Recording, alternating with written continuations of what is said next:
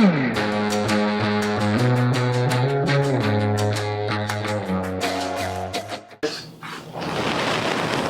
that the NutriBalancer?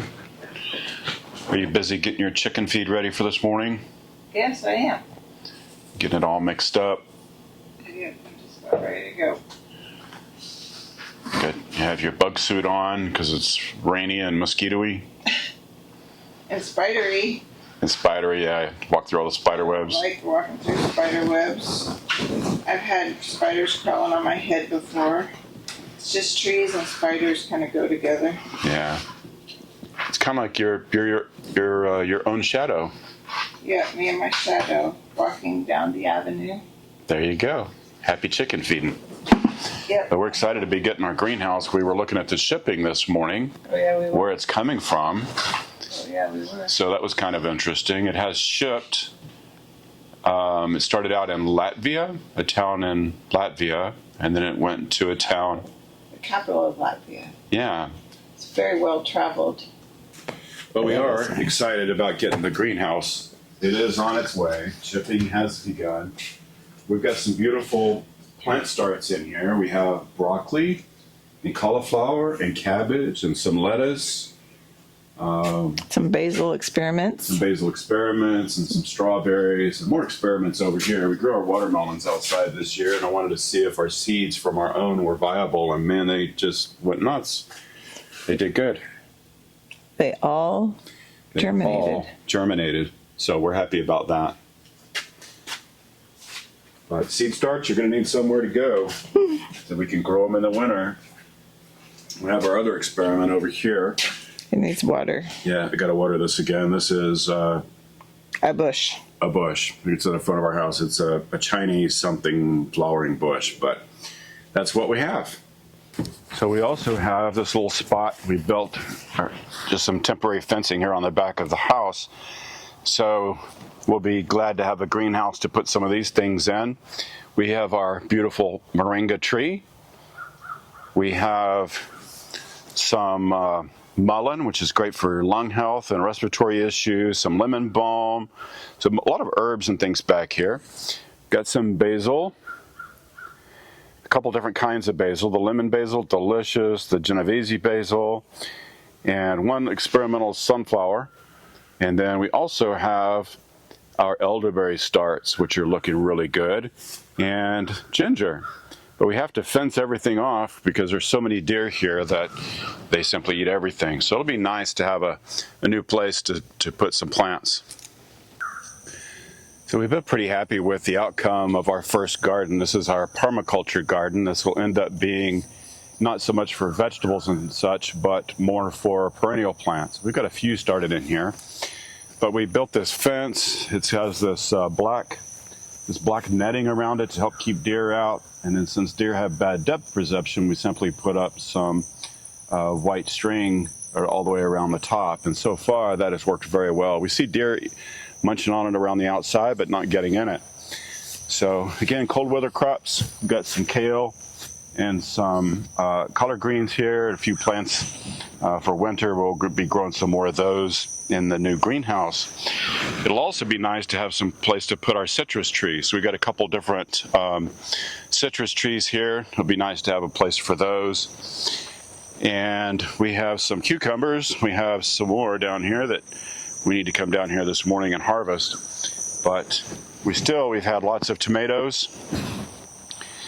Tons of tomatoes we've gotten off of these plants this year. But it's funny, anything that grows through the fence, the deer eat, including the tomatoes. So those won't be in here next year. They'll be in a new garden we're going to be working on. The blackberries, they're doing very well. They're super happy in here, and we're going to continue. Again, those will come back every year, so we'll have those in this space all the time. And then we have our strawberries. They're actually under cover. We had this super intense sunlight, and so our strawberries were getting burned, so we simply put them under some shade cloth. And back here we have our blueberry starts, and they're a little red. They're red because our water is coming from a well, and there's a lot of iron and such in that, so some of the leaves end up being a little bit a little bit reddish. And then we just chop and drop, put things around the plants, just feeding continuing to feed the soil in here. And we have, believe it or not, some asparagus starts on this side, which we're going to relocate over the winter. And there are watermelons and more, see if you can see that, more butternut squash in here. It's all over the place. Got lots and lots of winter squash still growing in here, so we'll have plenty of that for the winter. And then even down at the bottom here, we have a couple of, the name of it jumped out of my head. And then we have these Turk's cap, which have started to grow and started to take off. We have our one peach tree. We actually got a few peaches off of this guy this year. And then we have some more squash. We got some spaghetti squash growing in a couple spots here. And some, funny thing is, our like yellow squash kind of died back from insect pressure, and it's come back and actually producing some squash. And we have our one fig tree right there, which is looking pretty good. And the little experiment of growing sweet potatoes in this bucket. So they're beginning to grow as well. Our compost is outside right there, but we've decided that in our front field right down here, this is where we're going to be putting the new garden, and the greenhouse is going to go right down here. So we're going to get busy measuring that out and figuring out how we want to set that up.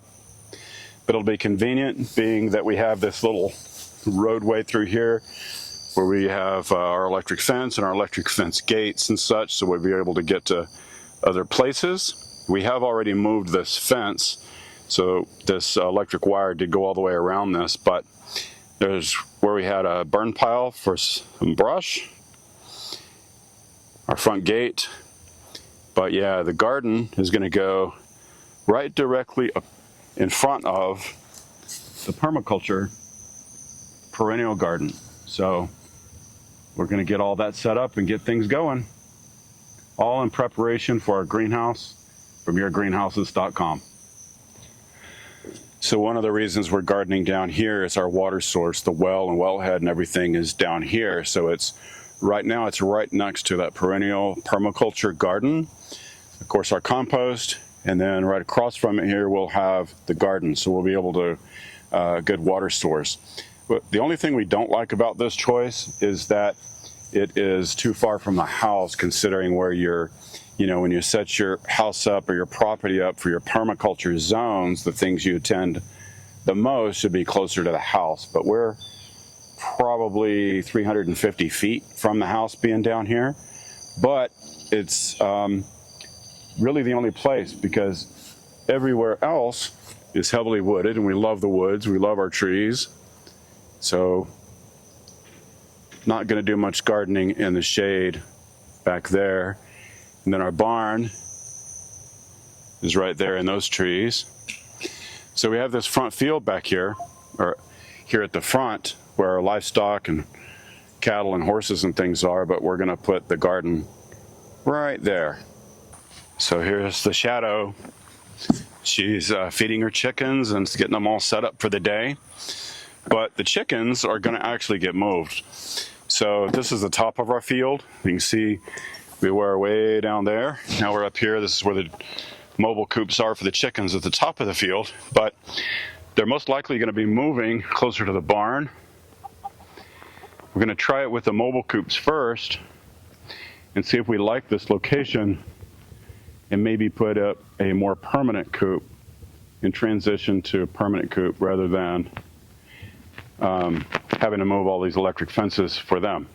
We also have quite a few plants here on the front porch. We have our garlic chives, pequeno pepper, sunflower, and some basil, and some lemongrass. So all of these things are going to need a better place to overwinter. So again, plants we have all over the place, and they're certainly going to need some place to transition from summer to winter. And so that makes us excited about the greenhouse. I'm standing uphill from the house. You can see we live on quite a slope. There's our front field. You see the chicken coops down there. The garden is on the other side of those, down by the gate. So front field is where most of our livestock and gardening is happening. Not ideal from a permaculture design, but sometimes you have to flip things around and work with the environment you're given. So again, everything else is heavily wooded, our beautiful trees, our beautiful woods and forests. And we're getting some rain, a few showers today, so it's nice and cool. We're going to try to get as much homestead work done today as we possibly can. So also using permaculture design, we let all of this front field grow and reseed. So all of the field up here, I just cut. So we've got lots and lots of bahia grass seed and natural forage. You can see so many of the seeds are all over places here. But we've also noticed that the grass is much thicker since we had let it grow and go to seed and get super good at the roots. But being downhill, when I mowed it across the hill rather than up and down. So we're using that all that grass as biomass for the soil improvements, and it's also slowing down water as it runs down the hill. So we're trying to keep as much of the water on the property as possible for the grass, for our gardens, for the livestock. So that's the plan.